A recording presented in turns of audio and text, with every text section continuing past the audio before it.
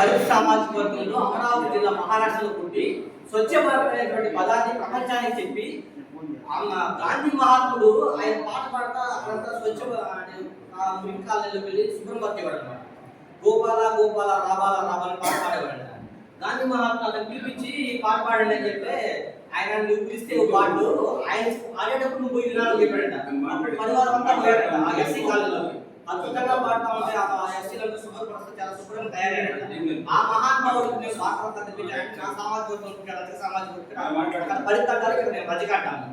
తర్వాత చాకలి ఐలమ్మ 1985లో పుట్టింది ఆమె. అంటే ఎందుకంటే 29 ఏళ్ళు ముందు పుట్టింది, ఆయన వచ్చేసి 48 ఏళ్ళు ముందు పుట్టాడు. చాకలి ఐలమ్మ 10 సంవత్సరాలు 10 లక్షల ఎకరాలు ఆ చేతులు కూడా పంచింది భూములు.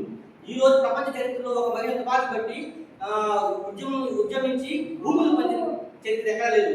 కానీ 25 లక్షలు అక్కడ పంచింది. ఆమె స్ఫూర్తి తీసుకొని 15 లక్షలు ఇంకా వాళ్ళు వచ్చారు. కానీ ఆ చేతులు కూడా పంచింది మాత్రమే చెప్తున్నారు. 10 లక్షలు రికార్డ్ అయింది అనమాట, ఆంధ్ర రికార్డు.